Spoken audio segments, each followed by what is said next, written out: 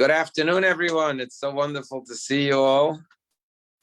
And we're ready to begin our Torah portion class. I've missed you guys over the months that we were not together, so it's really great to have you back and to begin learning again.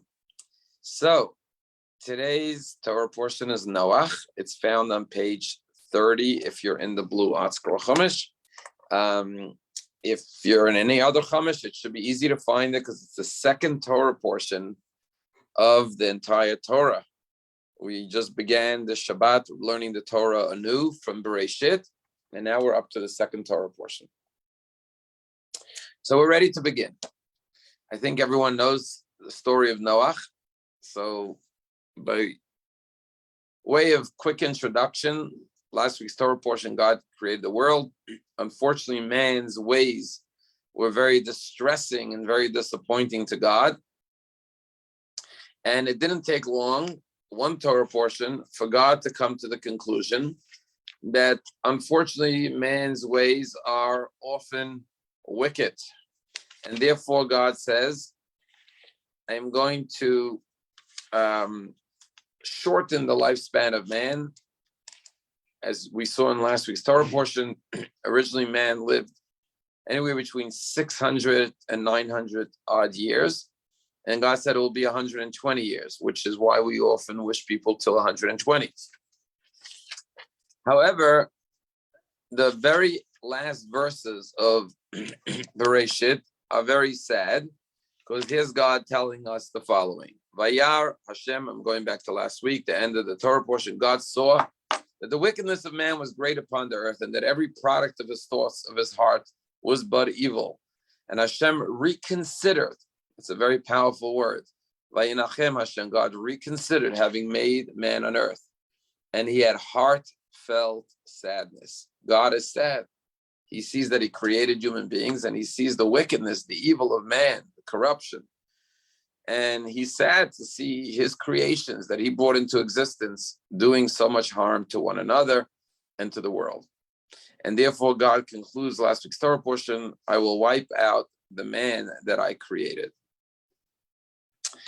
So here God began this new endeavor to create the world, create man, give mankind this beautiful home to dwell in, the universe.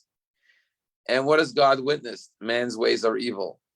Well, we had Adam and Eve, they ate from the tree of knowledge when they were told not to, but things got much worse. Cain, the first human child to be born biologically from a mother and a father, murders his younger brother Abel.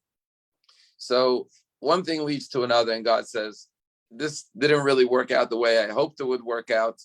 This is not what I envisioned, so to speak.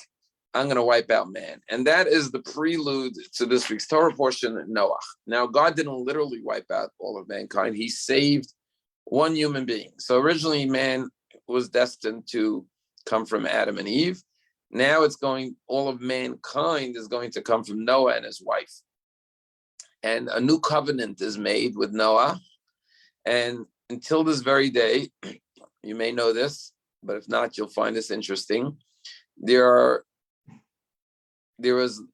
God made a covenant with Noach and all of his descendants. So the Jewish people, God made a covenant with Abraham and Sarah and their descendants. That's the Jewish people. And we have a Torah with many, many commandments, 613 to be precise. But there's something called the 7 Noahide laws, which is God's covenant for all of mankind. And this covenant, this 7 Noahide laws is still in effect today. And we as Jews actually have a responsibility to educate non-Jews what their 7 basic moral responsibilities are in the covenant of Noach. And if you do a quick Google search after the class, you'll see that there are many communities called Noahide communities. These are Gentiles who pride themselves on the fact that they adhere to the Noahide laws because they are part of the Noahide covenant. Now, in my particular Chumash, not everyone has it, but in the Blue Scroll Chumash on page 53, it tells you what the 7 Noahide laws are. One is not to worship any other gods, idols, to serve one God. Second thing is to not defame or curse or blasphemy the name of God. The third one is not to commit murder. The fourth one is not to commit sexual transgressions. The fifth one is not to steal. The sixth one is to have courts of law, judicial systems. Justice should prevail. And the last one is not to be cruel to animals. I know we have a veterinarian on the class today. There's actually one of the big seven. People talk about the big 10 commandments, but the 10 is not really for all of mankind, because Shabbat, for example, is in the 10 commandments. That's not a universal law, that's a Jewish law. So in the 7 Noahide laws, not being cruel to animals is one of the 7 Noahide laws. So going back to the beginning of Torah portion of Noach, man is wicked. God sees the corruption. In the beginning of this week's Parsha, it says that God saw, the third verse of this week's Torah portion, which happens to be verse 12, says God saw the ways of man, that had become corrupt. And literally it says, for all flesh had corrupted its way upon the earth. It says the next verse, God said to Noah, the end of all flesh has come before me, for the earth is filled with, and here's interesting, the word for robbery, criminality, corruption is Hamas. Today we have a terrorist organization called Hamas, but right there you have the word Hamas in the fourth verse of this week's Torah portion, or the fifth one, verse 13. God said, I see the world is filled with Hamas. So imagine a whole world filled with Hamas terrorists. That's the type of world they were living in. Everyone was evil, corrupt, murder, thievery, everything terrible. So therefore God goes ahead and says, I'm going to wipe out the world. So before we even delve into the story of Noah, we have this fundamental subject here, and that is the nature of man. It is literally astonishing and mind-boggling to look at human nature and try to understand it. What is our nature? People often say, oh, people are good by nature.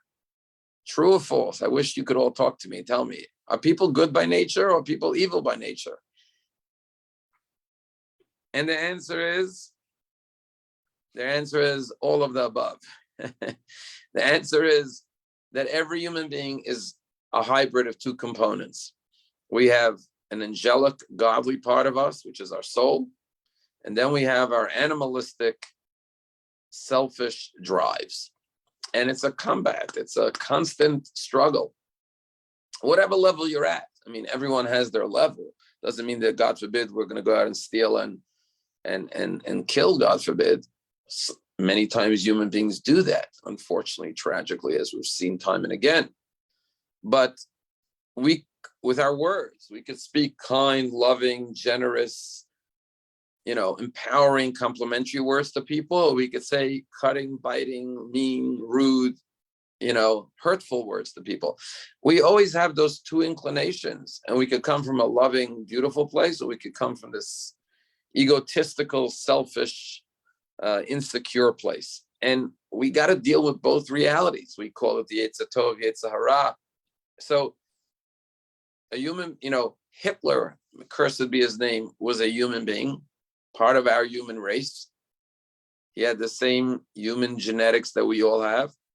And Mother Teresa, or however you want to use as an example, you could be the kindest of the kind, the selfless of the selfless, or the most evil of the evil, the wickedest of the wickedest. And it's astonishing.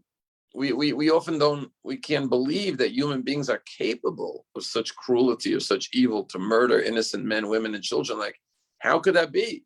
But we know it happens and happened throughout human history. So we can see God's disappointment and God's regret having made man. And as a matter of fact, there's a midrash that goes all the way back to the beginning of creation when God said, let us make man. And our rabbis say, who was God talking to? And our rabbis say, God was talking to the angels saying, let us make man. And God said, what do you think about this idea? Like a good boss sometimes will call in some of his employees and say, what do you think about this idea? He can make the decision on his own, but he wants to include everyone in the conversation, get their feedback. And the first group of angels says, bad idea, God. They're wicked. They're going to do terrible things. And the Midrash says God destroyed that group of angels. So God created a second group of angels. And I mentioned this on Shabbat if you were in synagogue. And he said to the second group of angels, what do you think? Should we make man? And he said, God, the first group told you no and you destroyed them. So go ahead. It's your world. Do what you want. We can't tell you what to do. And God made the world. And later when man saw, when the angels saw the corruption of man, they said, God, you see, we were right. We told you not to make man. Man is wicked. So why did God insist? Because God believes that man is capable of wickedness, but God has faith and optimism that we will overcome that tendency to be, selfish and egotistical and cruel, or whatever those insecurities lead us to do, fears, and rise to our higher angelic self. So the nature of man could be good or it could be bad. It's in our power to choose. And that's what life is all about. Life is about the choices we make. Someone once said, when you boil down a human being to his essence, what is it that identifies you? What makes you who you are? In one word.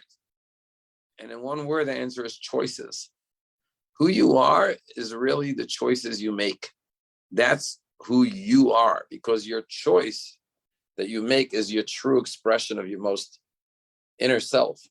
And you express that with the choices you make. So God gives us free will. He gives us free choice. And we determine our nature, whether we're going to follow.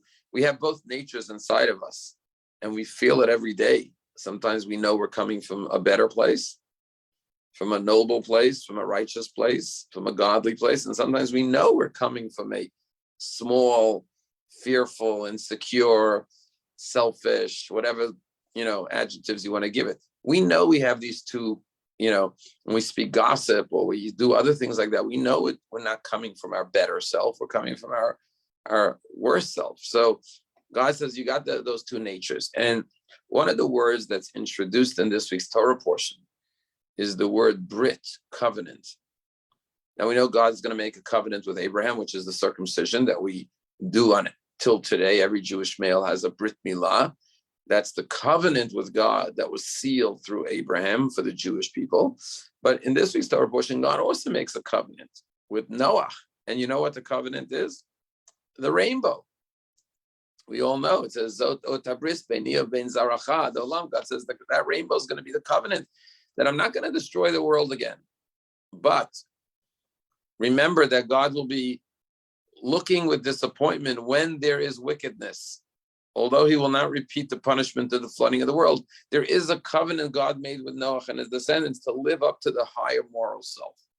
And the word Brit is very significant, because what is a moral covenant? What is a Brit? A Brit is a covenant. The minute you say covenant, it implies that there are two parties. And here's what Judaism says. Torah says, look, you're in the image of God. You're a divine creation. However, remember, you're not alone in this world. There are others that God created as well. And those other individuals that share the world with you are very much in the image of God, just like you are. They are no less in the image of God, and you are no more in the image of God than your fellow man, regardless of race, color, creed, religion. It doesn't matter. Every human being is in the image of God. So even if someone else is not to your particular liking, or doesn't reflect who you feel they should or could or need to be, they're still in the image of the one God that you were created as well. And therefore you have a covenant with God, but also a covenant with your fellow man. You have an obligation to treat others with the same love and the same respect and the same dignity, the same kindness that you would want to be treated, because we are all in the image of Hashem. And because there's one God, we're all in the image of that same one God, which means we're all equal. So a covenant implies two people. You see, I'm going to tell you a fundamental difference between secular values and Torah values. And I've pointed this out multiple times, but it fits right here as well. In our society, we're all familiar with the Bill of Rights. And that extends to almost everything. If you walk into a workplace, they often have on the walls employees' bill of rights. You walk into a hospital, they have the patient's bill of rights. As Americans, we have our bill of rights, the right to do this, the right to do that, the right to bear arms, the right to gather in public, In Judaism, the key word is not rights. The key word is responsibilities. Now, what's the difference? When I say I have the right as an employee, that means my boss has a responsibility to me. Or if I say a patient's bill of rights, that means that the doctors and the nurses and the staff have a responsibility to me. So every right entails a responsibility. And if I have a responsibility to you, that means you have a right, right? So honor your father and mother. That's my responsibility, which means that my parents have the right to be honored, right? And any commandment could be looked at from the responsibility side or the right side, meaning, what am I, thou shalt not steal. That means that someone else has the right to his possessions, that nobody should touch or take his possessions illegally. But instead of focusing on the rights, the Torah says, focus on the responsibility. Don't focus on what you're entitled to. Focus on your obligations. So the difference, you may say, well, is it just semantics? Call it this, call it that. No, it's the world of a difference. Think of two people in any relationship, right? Husband and a wife, parent and child, boss and employee. Imagine the same relationship where both of them are walking around thinking, am I fulfilling all my responsibilities to the other? What more could I be doing to adequately and properly fulfill my responsibility to each other? Versus both of them walking around thinking, are my rights being fulfilled? Am I getting everything I'm entitled to be getting? It's a world of a difference. So if the boss is thinking and the employee like, well, I'm not getting paid enough money, I deserve to get more. And the boss is thinking, well, I deserve to have a harder working employee. They're both unhappy and they're both making each other miserable and they're both unappreciative. But if the employee is saying, how can I do a better job for my employer? And the employer is thinking, how can I be a better boss and maybe give my employee better, more vacation time or better salary? How can I do more for the other one? Am I living up to my responsibility? It goes back to what JFK said, ask not what your country could do for you, ask what you can do for your country. And that's what's happening in our country. I don't want to get negative or pessimistic, but we're very much, are we still a country that is patriotic, where people think, what can I do for my country? How can I be a better citizen? How can I give back more to our society? Or is everyone walking around complaining all the time, thinking, I'm unhappy, I'm disgruntled, this isn't good enough, that's it. And we just make ourselves and our whole society miserable. So in the Torah, the same thing is with God. You could look at God and say, well, God, I'm entitled to this. Why haven't you given me that? And focus on what you feel you're entitled to get from God, what God owes you, so to speak. Or you can look about it, what are my responsibilities as a Jew in this world? Am I living up to God's expectations of me, my responsibilities? Let God worry about, what he needs to do for you. He'll take care of that. You focus on what you need to do. So that's the difference between, in the beginning, let us make man in our image. So man is created and thinks, I'm the be all end all of everything. Someone was once joking that Jesus was a Jewish kid. And what happened to him? So someone said that, every Jewish mother thinks that their kid is God. So every Jewish mother keeps on telling the kid, you're God, you're the greatest, you're the greatest. But then they get married and their wife straightens all that out and explains to them they're not God. But Jesus never got married. So he went on thinking he's God, literally, right? But the point is that, we're not God. God runs the world, and we have moral obligations and responsibilities to live up to. And that's the covenant. The Brit is, you're in a partnership, you're in a relationship, and you need to fulfill your part of, when you're in a covenant with somebody, you have to make sure you're fulfilling your side of the agreement, of the contract, so to speak, of the covenant. That's what it means to be in a covenant with God. not just to think about what God needs to do for you, but what do you expect it to do for Hashem?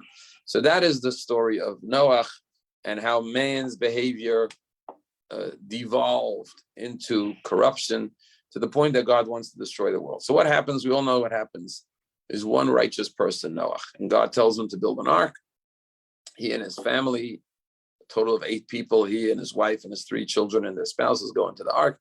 God floods the world. He saves the human race and the animals and the creatures, and life goes on. After he comes out of the ark and he rebuilds, the world begins to be rebuilt. And there's a lot of parallels. Like God told Adam and Eve, be fruitful and multiply and, populate the world. God tells that to Noach and his children, because now they're the survivors. But here's the interesting thing about Noach. Noach was a righteous man. It says it right here in the first verse of the Torah. This is the story of Noach. Noach was a righteous man. He was perfect in his generation. But at the end of the Torah portion, he sort of falls from grace. At the end of the Torah portion, we find him. He comes out of the ark. He plants a vineyard. He gets drunk. He's laying naked in the tent. His children have to come and cover him up because he's literally drunk and naked. He sort of loses his stature. His greatness sort of, declines. He's not the same person at the end of the Torah portion as he was in the beginning of the Torah portion. And the question is, what's the story with Noach? If he was such a righteous person, why doesn't he become a great hero of the Jewish people? Why doesn't he become, why does God have to wait for Abraham to start the Jewish nation? Why doesn't he start it with Noach and say, Noach, you and your children will be the Jewish people? Noach doesn't, we don't refer to Noach as a tzaddik, even though the Torah says he was a tzaddik. He seems to have lost his stature, his greatness. What happened to Noach? How do we understand the persona of this man Noach, who the whole Torah portion is named after? So, for starters, there's a clue in the opening verse. It says Noach was a righteous man. He was perfect in his generation. Now, why does the Torah add the words he was perfect in his generation? So there's 2 opinions. One opinion says, in contrast with the wickedness of his generation, he was perfect. So let's say there's a kid in the class who gets an 80 on his test, but everyone else got 50s. Well, he's the perfect score because he got the highest mark. But maybe he's in a class with a bunch of very weak students, so he stands out as the top student because he got an 80. But if he would be with good kids, he would just be very average. He would have gotten an 80. 80 is an average mark. Their kids have got 90 and 100. There's 2 ways to look at Noach. One way to look at it is the negative way. Yeah, compared to his generation, he was considered a tzaddik. But had he been in another generation, he would just be an average person. But there's a second opinion that says just the opposite. If you could be righteous amongst wicked people, that shows you have such tremendous character that you were not persuaded by the masses. You didn't get caught up with the flow. Had Noah been in a good generation, he would have been even more exceptional, because if he was able to hold his ground spiritually and morally and ethically amongst wicked neighbors and community members, how much more so had he lived in a community of good people? So the point is that these rabbis debate the personality of Noach to understand what kind of a nature person he really was. But one thing everyone seems to agree about Noach, you see, there's 2 types of righteous people. There are righteous people that you can't take it away from them. They are very righteous, but they're not necessarily leaders, which meaning they don't take their righteousness and influence others with her. They sort of do their own thing. They live a righteous life, but they don't busy themselves with trying to impact or change others for the better, to be a source of inspiration or motivation or enlightenment or empowerment to other people. They're like, I'm righteous, and that's the end of it. But then there's the second person. The second person is the leader type. Person who says, not only am I going to be righteous, but I'm going to go out there and try to make a difference. I'm going to try to, if I see the world is in need of goodness, I'm going to be that catalyst. I'm going to be that motivating force for others. And that's what Judaism demands. Judaism demands that we do not sit in isolation. Our rabbis, to describe Noach, later rabbis like the Hasidic masters say Noach was a tzaddik, a righteous person in a fur coat. In Russia, the word is pelts. What does that mean, a tzaddik in a fur coat? So when you're in a cold room, you have two choices. You could either put wood in the fireplace in the olden days and warm up the whole room, or you could put on a fur coat. The difference is when you put up a fire, everyone in the room gets warm with you. When you put on a fur coat, everyone else is out in the cold. You're the only one that's warm. When there's a problem, you could either put on a fur coat and make sure you're okay, or you could warm up the whole room, the whole environment, the whole community. Same thing with a tzaddik. Look at Abraham in next week's Torah portion, right? He's going to go out and plead for the people of Sodom and Gomorrah. He's going to try to change the city for the better. He's an advocate. He's trying to save the world. He's trying to improve circumstances. Noach is like, okay, no problem, God. You want me to build an ark? Me and my family will go in. Let the whole world drown. Not my problem. As opposed to a person that's looking around and saying, yeah, there's a problem in the world. I need to go solve it. And if you look at Jews over 4,000 years since the story of Noach, we're very much like Abraham, not like Noach. You know, everyone always boasts about, oh, Jews won 30% of Nobel Prizes. How do you explain that? 1/4% of the world's population, which is the Jewish people, won 30% of all the Nobel Prizes. That's an astronomical number. That's like hundreds of times our size. Why is that? And the answer is Abraham versus Noach. Jews see a problem in the world and they want to solve it. They want to fix the world. They want to tikkun olam. We got to make the whole world better. And that's what motivated generations of Jews to create discoveries and ways to make the world a better place. A Jew is never happy and content with just living an okay life for himself. He wants to impact others. He wants to do good for the world. Why? Because that's what Abraham was. He was a leader, an influencer. You know, today we have a term, I don't know if you know this, in social media, influencers. You ever heard that term? Yeah, people have big social media accounts and they're called influencers. So let's say you have a product, you want to market it, you go to an influencer and they get it out there because they influence a lot of people. They have millions of people watching their YouTube channel or their Instagram page, and they're called influencers. Well, way before they were influencers on social media, Jews were told, if you're a Jew, you need to be an influencer. You got to go out and influence other people. You can't keep it to yourself. If you know something good, you have a value, you have an insight, you have a belief, you have a faith, you have something positive, you have to share it with others. That's what it means to be a Jew. You have a moral obligation to do something positive. And sometimes people take an approach and they're like, well, nobody's going to listen to me anyways. Why should I bother talking to other people? It's hopeless, right? I can't change the world. The world is what it is. I'm going to go change the world. So they give up without trying. And the answer is twofold. First of all, you never know who's going to listen. You never know. And if you impact one person, that's a big difference because they influence another person. But that's not even the point. Even if you don't influence anyone, you still have to try. Even if you failed, at least you went out and tried to make a difference. I remember the Lubavitcher Rabbi, Rabbi Nachman Scheiner, when he would talk many times about things that bothered him, that pained him, problems in the world, problems in Israel. And he would really talk, he would cry, he would pour out his heart. And sometimes he would sort of talk to himself in the middle and say, well, people may be thinking, I can't change anything anyways. Why am I doing this? Why am I talking about this so much? And the Rebbe would say a Yiddish expression. Yiddish expression is asatut ve streitman, which in Yiddish means if it hurts, you scream. If you see a person screaming in pain and you say, Mister, what are you screaming? You think the pain is going to go away if you start scream? It's not going to change anything.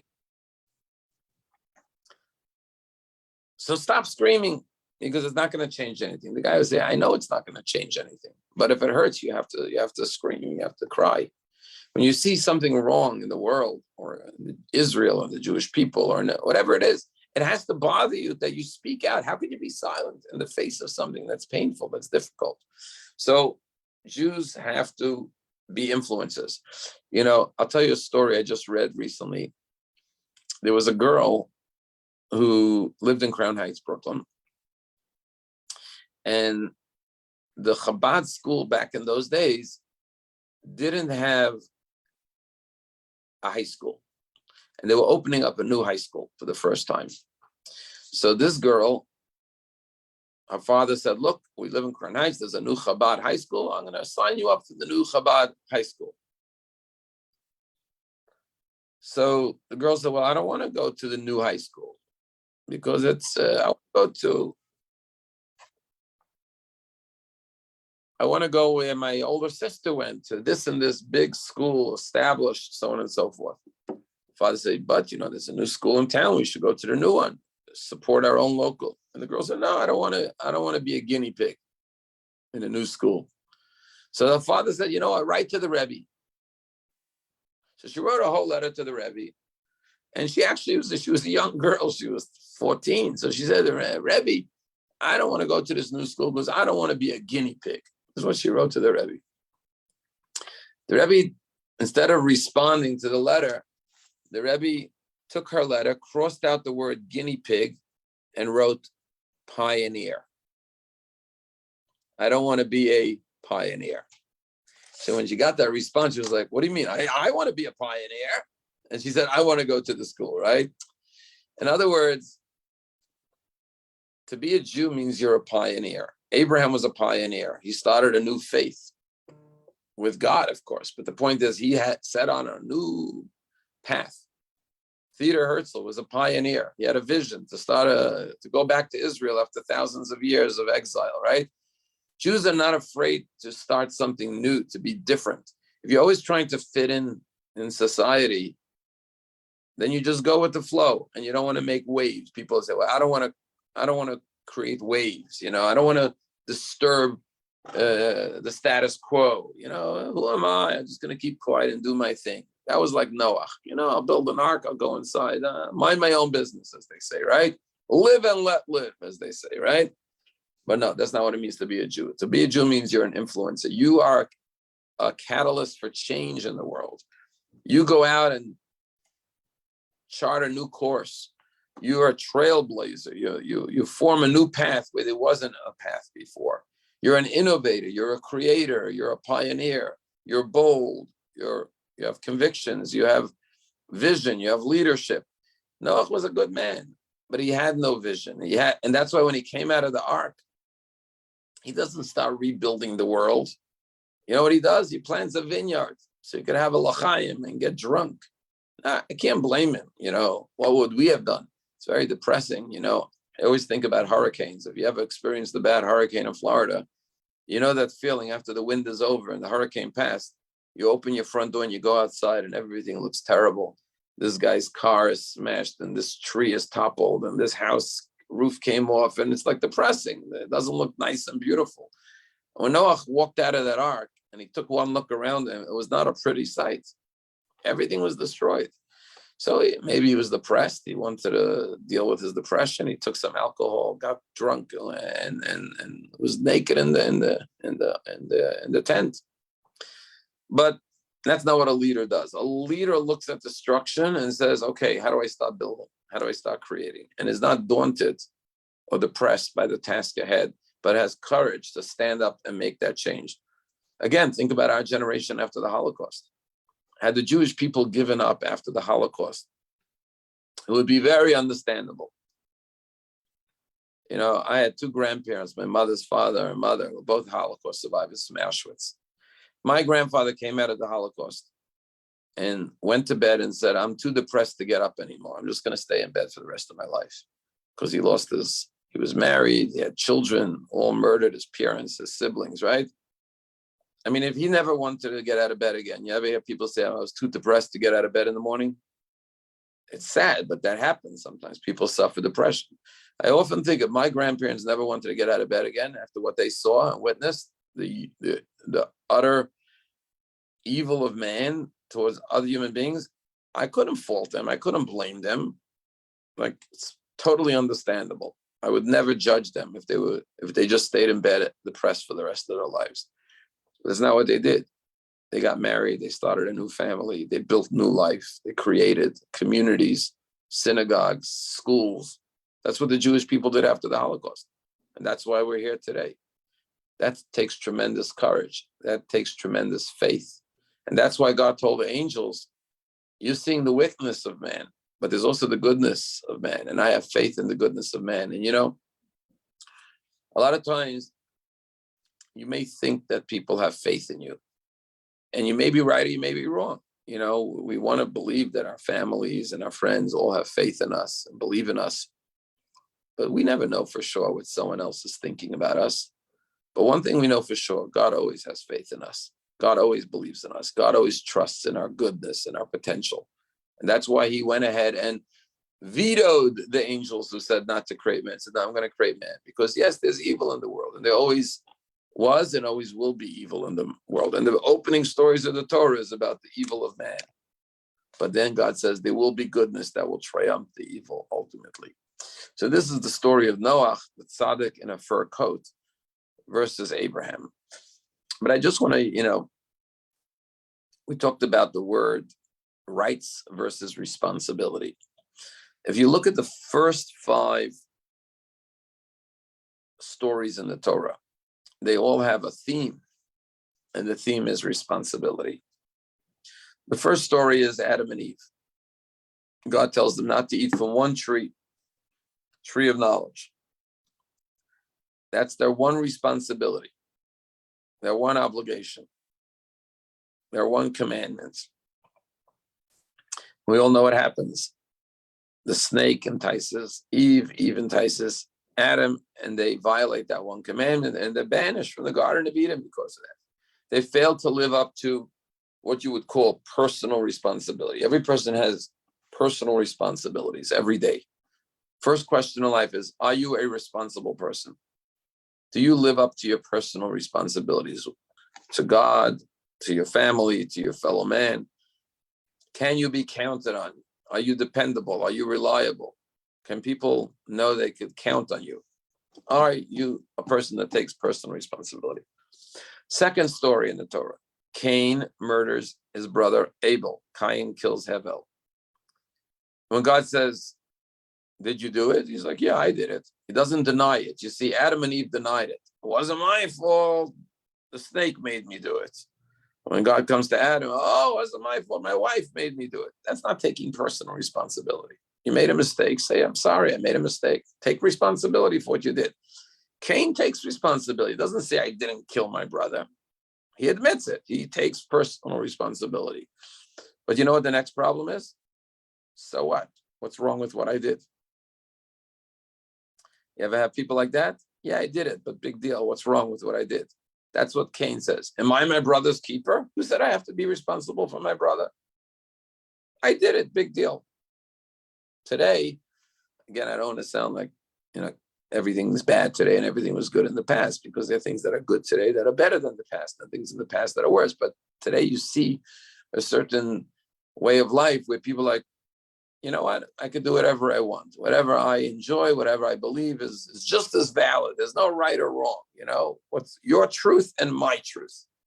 Your right and my right. You may think this is good. I think this is good. Like, there's no one standard anymore. So Cain is like, so what? I killed my brother. Big deal. Who said this? I'm not my brother's keeper. There's no moral responsibility. Then we come to the third story, the story of Noach in this week's Torah portion. Noach takes responsibility. He's righteous. That's personal responsibility. He takes moral responsibility. He's responsible towards not just his own actions, but his actions towards others, the Brit, the covenant towards others. But you know what he fails to do? After you've taken personal responsibility and you've taken moral responsibility for your actions, is the next step. The next step is step 3. Step 3 is collective responsibility. Kol Yisrael arevim zelazeh, we say, we're all responsible for one another. Am I responsible just for myself or for others as well? If I have the ability to stop someone or to influence somebody to do the right thing, or prevent them from doing the wrong thing by talking them out of it, can I say, I don't have time to deal with that, it's not my problem? Or do you have a responsibility towards others? So Judaism says we have collective mutual responsibility. So Noach doesn't go out and change the world. He just, I'm good, that's enough. He doesn't take collective responsibility. At the end of this week's Torah portion, we have the story of the Tower of Babel, the Tower of Babel, where there were a group of people who wanted to rebel against God. And it's a separate story. I don't know if we're going to get down to it at the end of this week's Torah portion, but the idea is that the word responsibility means the ability to respond. They didn't want to have to respond. They didn't want to have to answer to God. They wanted to remove God from the picture. They wanted to declare themselves as like a communist regime. We are in control. We rule the world. We don't need a God above. Atheist type of a city. They didn't want to take responsibility towards a higher power, towards God. So these are all failures in responsibility. It's only in next week's Torah portion when Abraham comes along. Abraham obviously takes personal responsibility. Abraham takes moral responsibility. He takes collective responsibility. He takes responsibility towards God. Matter of fact, one of the differences between the opening verse about Noach and Abraham is by Noach it says, in the opening verse of this week's Parsha, Et Elokim et Halach Noach, God walked with Abraham. I'm sorry, with Noach. God walked with Noach. By Abraham, it says that God says, Salech lefanai, go ahead of me, walk before me. What's the difference if you walk before God or you walk with God? The rabbis say Noach needed God to sort of hold him up, to support him, like when you walk with a person that you're holding up. God, Abraham, God says he walks ahead of me, meaning he takes initiative. He's a pioneer, as we said. He charts a new course. That's the idea of responsibility. And that's the difference between a Noach personality. There are a lot of good people in this world, but there aren't enough leaders in this world. What we need is more people who become leaders. And that doesn't mean that a leader mean that you're a leader of a country or a leader of a community everyone's a leader. You're a leader to your friends. You're a leader to your family. You're a leader to your children. You're a leader. The point is, don't just sit on the sidelines quietly. Be a force of positivity. Be a catalyst for positive change. Show everyone else what is a leader. Someone who shows other people what can be done and how it can be done by their example. And every day we have the chance, the opportunity to be a leader for good. And that's the message of Abraham versus Noach. With the Noachs, the world doesn't rise up. It doesn't become better, as opposed to here. As opposed to here, where Abraham lifts up the world. And until today, we see the impact of Abraham on all the major faiths, all of the world, monotheism, the covenant of Abraham. His influence is still leading us today because a true leader's impact never dies, like Moshe Rabbeinu, until this very day. So going back to the actual ark, we didn't talk much about the actual ark. But the Torah gives us the very specific details of how the ark was created, the measurements, everything about it. And there's so much to be said in this week's Torah portion. I'm sorry, we can't even scratch the surface. You have to come on Shabbat to hear the whole story. This is just the trailer. When you come on Shabbat, you see the whole film from beginning to end. But one of the things that the Torah says is that God told Noach, Sohar tasel teva, you should make a window for the ark. You should make a window for the ark.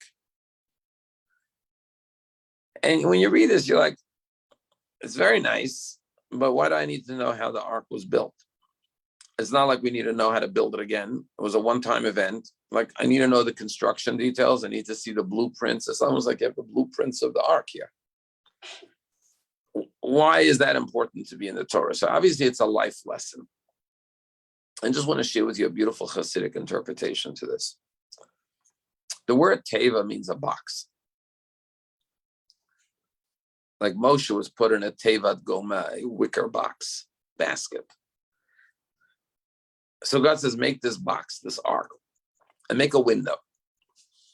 Now, this ark could represent every one of us. We all have an ark. We all have our sanctuary, our spaces, our home, our community, our synagogue. That's our ark, right? We shelter ourselves. We all need a place of shelter. Now, it's physical shelter, but it's much more than physical shelter. Your home is your emotional shelter. You come home, you feel most comfortable in your home. If you have family members, you get emotional support in your home from your family. You get spiritual reinforcement in your home. The values, the traditions, the holidays, Shabbat, mitzvot that you do, the mezuzah on the door, right? It's your spiritual shelter.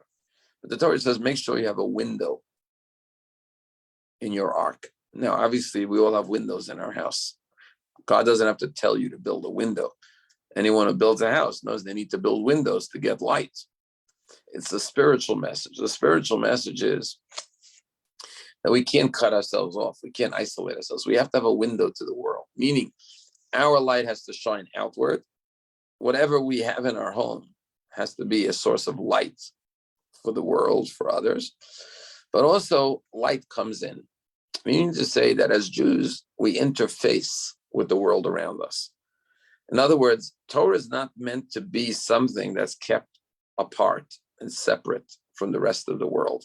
Torah is meant to be shared with the world, but also interact and interplay with the entire world. So, for example, the Torah is a guide to how to use, psychology, and how to use medicine, and how to use technology, and how to use all these today, especially in the modern world. There's so many breakthroughs, so much innovation, but the Torah has to be the guiding light. The light has to come in. Right now we're on a Zoom call. That's great. We have technology. We have Zoom. We couldn't be doing this without that. So we're letting the world shine in to our world. This is a secular creation Zoom, but we're using it to enhance our lives spiritually. That's letting the light come in. But at the same time, the light has to go out. Technology could be positive. It could be very negative, as we know. There's a lot of negative sides, dark sides to technology. We have to make sure that the Torah guides our creations, our innovations, our breakthroughs, how we utilize things. Today, the big discussion is nuclear power. Nuclear power has a lot of positive benefits. You could do a lot of wonderful things with nuclear power. You could also do the worst evil things with nuclear power. So the world is a big world. And God says, don't ignore the world around you. Don't try to cut yourself off. Make sure there's that window, there's that interaction, there's interplay. But I'll even take it one step further here, and that is that, it's brought down in a lot of holy books that a person who works, a Jew who works for a living, has more opportunities to see God than a great tzaddik who studies Torah all day. Think about it. You have this great rabbi, let's say, who sits and learns Torah from morning to night in the synagogue, never leaves the synagogue, day and night. And then you have a guy who comes in the morning, prays, does a little Torah study, and then he goes to work for 10 hours or 8 hours. It says the Baal Asik, the worker, has more opportunities to see God. Why? Because when you're out in the world, I'm not talking about the trees and the sun and the moon, I'm talking about day-to-day interactions. When you see things happen, you see God's presence in your daily events and interactions. It's called hashgacha pratit, divine pratit, and you see God. I'll tell you what happened to me yesterday. I was talking to a gentleman. He's not even Jewish. but he's a religious man. And he told me his story that he was a young boy and his mother would always put him to sleep. And his mother would tell him stories from the Bible because she was a religious Christian, I guess. And she would always bring out the most beautiful lessons from the Bible. And one night she was putting him to bed and she told him another Bible story and told him the beautiful lesson. And he said, Mommy, I don't know how old he was. He may have been 10, 11, 12, I don't know. He said, Mommy, you always show me that the most beautiful lessons in the Bible. And this man is still he's a 60-year-old man now, but he's a very religious man. He was quoting me verses from the Bible, from King David. He's a very successful businessman actually here in Palm Beach. But he really is a spiritual person. And he said to his mother, Mommy, you always show me the most beautiful lessons in the Bible. And his mother said to him, yes, that's what I show you. But he then said to her, I'm trying to remember the exact words, but something to the fact that, but one day you're going to be able to have to find those lessons on your own. Like, I'm not going to be here your whole life to show you. Like, now it's time for you to start, finding these life lessons and God's. And he went to sleep that night. The next morning, his mother got up 7:00 to go to her daily job. And on the way to work, she was in a tragic automobile accident and was killed. He said, the last words my mother told me was, but now you're going to have to start finding those lessons on your own. And he says to me, I'm convinced that wasn't my mother talking. That was God talking through my mother. I was like getting my last message from my mother, like, at this point, you're going to have to find God on your own. So it's a terrible, tragic story, but hopefully we have happy stories where we see God's hand. We're like, where did that message come from? Where did that interaction? Why did I experience this? Why did I have this blessing in my life? And you see God's hand in your life.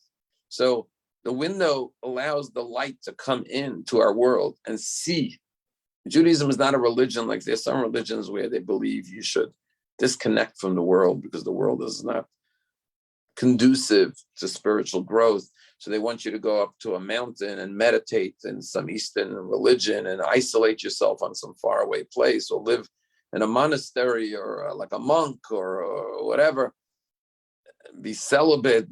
Judaism is not. Judaism, religion of L'chaim, life. We celebrate life. We embrace life. We engage in life fully and wholeheartedly. But we have that window that we keep on connecting it back to who we are. And we bring the light of Torah into the world. And we allow the world to illuminate our Torah even. We use all the advancements, all the technology, all the breakthroughs in the world to help us understand more and more our connection, our relationship with God. When you learn science, you understand the vastness of the universe and the genius of the human being's creation, the physical DNA of the body and everything. And you're like, that illuminates your world because you say, wow, this is so vast. This is so amazing. Who could have created all of this? So science and all of these discoveries are utilized to bring more light. We don't cut the world off. We're not Amish people, don't want to have anything to do with the world. On the contrary, we want to bring more and more of that light in a positive way, not in a negative way. Because like I said, everything can be used for good or for bad. It's who uses it and how it's used. And that's really the message of the story of Noach. The message of the story of Noach is that we are mutually responsible to one another. And God made the world in this way that we could all be helpful to one another. When you eat anything that has a shahakol blessing, whether it's water or fish or chicken, we have a very short after blessing. It's called borei nefashot. And there's something very strange we say in it. We say, blessed are you, God, King of the universe. Borei nefashot rabat. You created many souls, many human beings, many creations, many people.